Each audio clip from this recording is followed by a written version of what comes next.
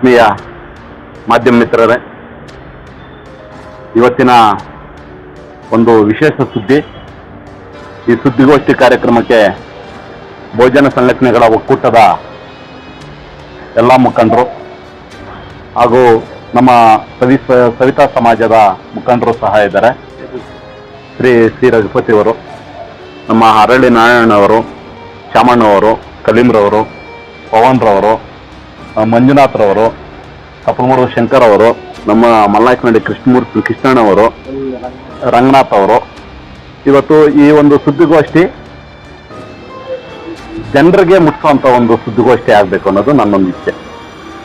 ಬಂಧುಗಳೇ, ಏನಿವತ್ತು ಇಡೀ ಕರ್ನಾಟಕ ರಾಜ್ಯಾದ್ಯಂತ ಹೋರಾಟ, ಸಾಹಿತ್ಯ, ಹಲವಾರು ಚಿತ್ರ, ಒಂದು ಫಿಲಿಂ ಫೀಲ್ಡಲ್ಲೂ ಸಹ ನಿರ್ದೇಶಕರಾಗಿ ಒಂದು ಕಥೆಗಳನ್ನು ಬರೆದಿರ್ತಕ್ಕಂಥ ಒಂದು ಹಿರಿಯ ಹೋರಾಟ ಕವಿ ಆಗಿರ್ತಕ್ಕಂಥವರು, ಒಂದು ಕೋಲಾರ ಜಿಲ್ಲೆಯ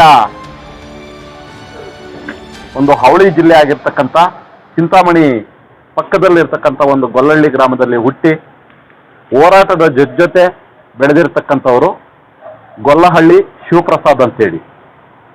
ಅಂತ ಒಂದು ಶಿವಪ್ರಸಾದ್ ಎಂಬವರು ಹೋರಾಟದ ಹಾಡುಗಳಿಂದ ತಮ್ಮ ಜೀವನದ ಉದ್ದಕ್ಕೂ ಒಂದು ಜನರ ಬದಲಾವಣೆಗಾಗಿ ಬಯಸಿ ಬಂದಿರತಕ್ಕಂಥವರು.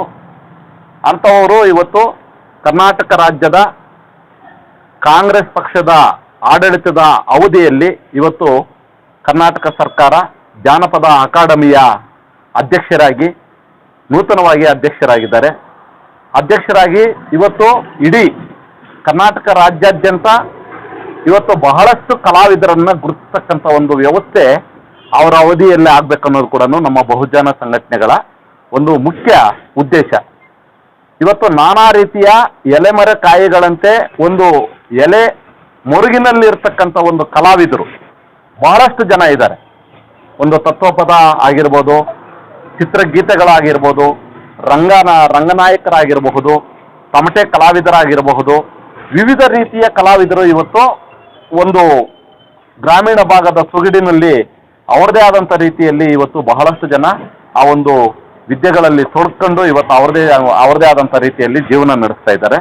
ಅಂಥವ್ರನ್ನ, ಈ ನೂತನ ಅಧ್ಯಕ್ಷರಾಗಿರ್ತಕ್ಕಂಥವ್ರನ್ನ ನಮ್ಮ ತಾಲೂಕಿಗೆ ಮುಳಬಾಗಿಲು ಅಂತೇಳಿ ಏನು ಪ್ರಸಿದ್ಧ ಪಡೆದಿದೆ ಹೆಸರು, ಅಂಥ ಒಂದು ಮೂಡನ ಬಾಗಿಲಿಗೆ ನಾವು ದಿನಾಂಕ 24/7/2024 ಬುಧವಾರದಂದು ನಾವು ಈ ಮೂಡನ ಮುಳಬಾಗಿಲಿಗೆ ನಾವು ಕರೆಯಿಸಿ ಅವರಿಗೆ ಒಂದು ಅಂಬೇಡ್ಕರ್ ವೃತ್ತದಿಂದ ಹಿಡಿದು ಬಾಬಾ ಸಾಹೇಬರಿಗೆ ಮಾಲಾರ್ಪಣೆ ಮಾಡೋದರ ಮುಖಾಂತರ ಅಲ್ಲಿಂದ DVG ಗಡಿ ಭವನ ತನಕ ಒಂದು ಕಾಲು ನಡಿಗೆ ಮೆರವಣಿಗೆಯಲ್ಲಿ ಅವರನ್ನು ಆಹ್ವಾನಿಸಿಕೊಂಡು ಅವತ್ತಿನ ದಿವಸ ನಮ್ಮ ಇಡೀ ಮುಳಬಾಗಿಲು ತಾಲೂಕಿನ ಜನತೆಯ ಪರವಾಗಿ, ಕಲಾವಿದರ ಪರವಾಗಿ, ನಮ್ಮ ಬಹುಜನ ಸಂಘಟನೆಗಳ ಒಕ್ಕೂಟದ ಪರವಾಗಿ ಹಾಗೂ ನಮ್ಮ ಜನಸಮೂಹ ಸಂಸ್ಥೆಯ ಪರವಾಗಿ ಎಲ್ಲ ಒಂದು ಪ್ರಜೆಗಳ ಪರವಾಗಿ ನಾನು ಅವರಿಗೆ ಒಂದು ಅಭಿನಂದನಾ ಕಾರ್ಯಕ್ರಮವನ್ನು ಹಮ್ಮಿಕೊಂಡಿದ್ದೀನಿ.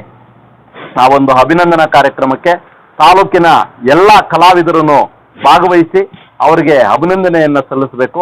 ಆ ಅಭಿನಂದನೆ ಸಲ್ಲಿಸಿದ ನಂತರ ಅಧ್ಯಕ್ಷರ ಸಮ್ಮುಖದಲ್ಲೇನೆ ಸಹ ಆ ಒಂದು ಬಂದಿರತಕ್ಕಂಥ ಕಲಾವಿದರಿಗೆ ಪ್ರಶಸ್ತಿ ಪತ್ರವನ್ನ ಕೊಡುವಂಥ ಒಂದು ವ್ಯವಸ್ಥೆ ಕೂಡ ನಾವು ಮಾಡ್ಕೊಂಡಿದ್ದೀವಿ ಒಂದು ಜನಸಮೂಹ ಸಂಸ್ಥೆ ವತಿಯಿಂದ.